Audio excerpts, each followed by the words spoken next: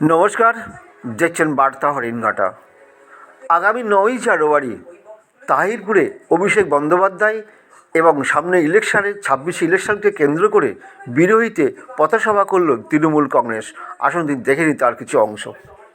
সম্মান জানিয়ে উপস্থিত আছেন আমাদের ছাত্রের সভাপতি এই অঞ্চলের ভাই অনিমেষ।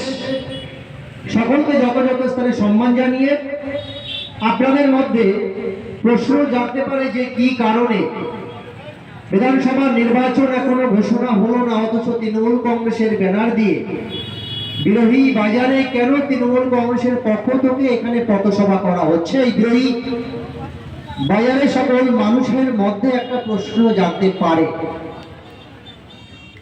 আমি হরিণঘাটা পঞ্চায়েত সমিতির সভাপতি সহ তৃণমূল কংগ্রেসের একজন নেতৃত্ব হিসাবে কিছু কথা আপনাদের কাছে তুলে ধরতে চাই। যদি একটু সময় থাকে, আপনাদের কাজের মধ্য দিয়েও যদি একটু শোনবার চেষ্টা করেন, তাহলে আপনার আমার সার্বিক সমস্ত বাংলার উন্নয়নের জন্য, বাংলার মানুষের জন্য ভালো।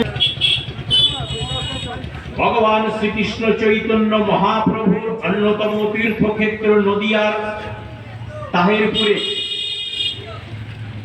আমাদের নেতা তথা সাংসদ, সর্বভারতীয় তৃণমূল কংগ্রেসের সাধারণ সম্পাদক সম্মানীয় অভিষেক বন্দ্যোপাধ্যায় তাহিরপুরের পুণ্যভূমিতে জনসভা করতে আসছেন। তারই সমর্থনে আজকে বাংলার দায়িত্ব তুলে দিয়েছে। আর সেখানে দাঁড়িয়ে সেই আমাদের প্রিয় মুখ্যমন্ত্রী সারা বাংলার মানুষের দায় নিজের ঘাড়ে নিয়ে বাংলাকে বঞ্চনার প্রতিবাদ করে আমরা দেখেছি যে বিভিন্ন ক্ষেত্রে কেন্দ্র সরকারের বিরুদ্ধে তিনি লড়াই করেছেন। কেন্দ্র সরকারের বঞ্চনার একের পর এক আমরা দেখতে পেয়েছি।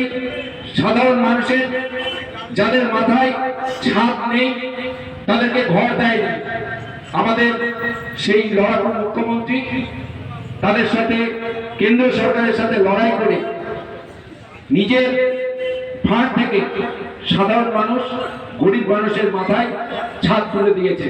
সাংবাদিকদের মুখোমুখি হতে সাহস পান না কেন? উনি সত্যের মুখোমুখি হতে চান না, সত্যের মুখোমুখি হতে চান না। তার কারণ হচ্ছে সত্যগুলোকে গোপন করে উনি কখনো ভগবান সাজেন। উনি বলছেন গঙ্গা মুঝে গোদ লিয়া হ্যায় নিয়ে সারা ভারতবর্ষ তথা বাংলা জুড়ে একটা উতাল পাতাল চলছে।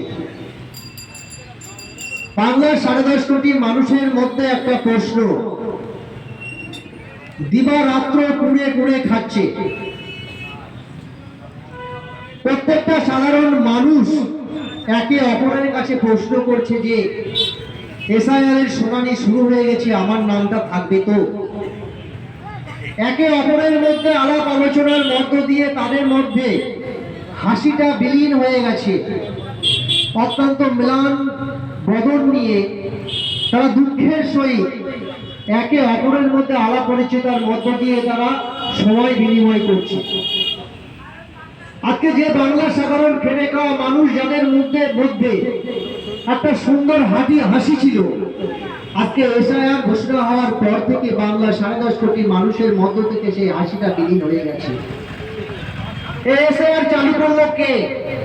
আপনারা জানেন যে এসআইআর চালু করেছে কেন্দ্রীয় সরকার। তাদের 2026-এর বিধানসভা নির্বাচন, সেই বিধানসভা নির্বাচনের আবহে আজকে তাহিরপুরে আগামী 9 জানুয়ারি সর্বভারতীয় তৃণমূল কংগ্রেসের সাধারণ সম্পাদক সম্মানীয় অভিষেক বন্দ্যোপাধ্যায় তিনি সভা করতে আসছেন। আপনারা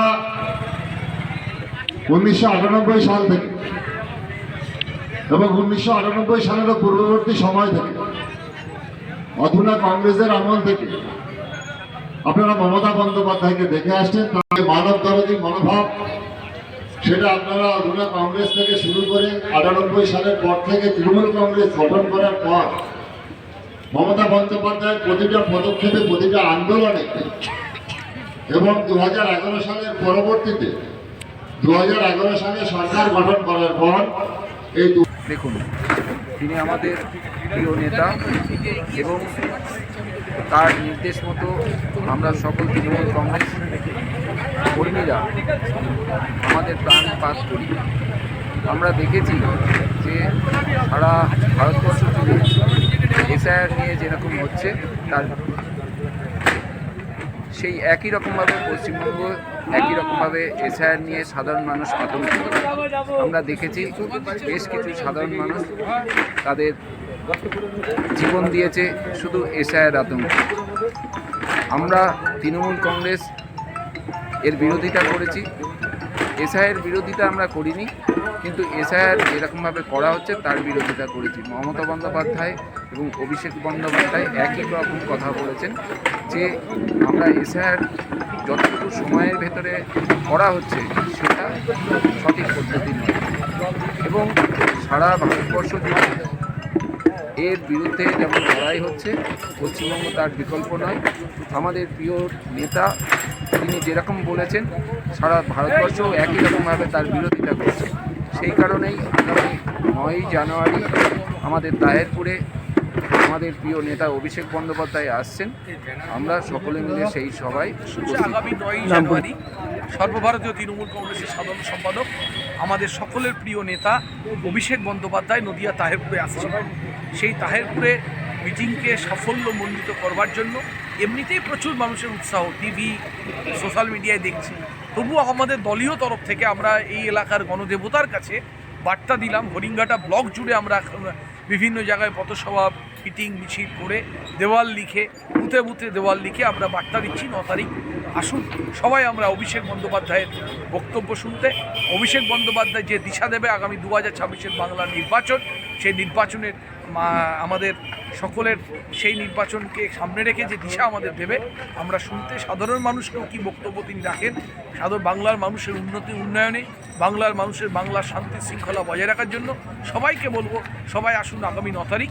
আমাদের এই নেতা আসছেন সর্বভারতীয় তৃণমূল কংগ্রেসের সাধারণ সম্পাদক অভিষেক বন্দ্যোপাধ্যায় আসুন এবং নদিয়া দক্ষিণের জেলা সভাপতি দেবাশিস গাঙ্গুলির নেতৃত্বে টিম নদিয়া দক্ষিণ দারুণভাবে রাস্তায় নেমেছে।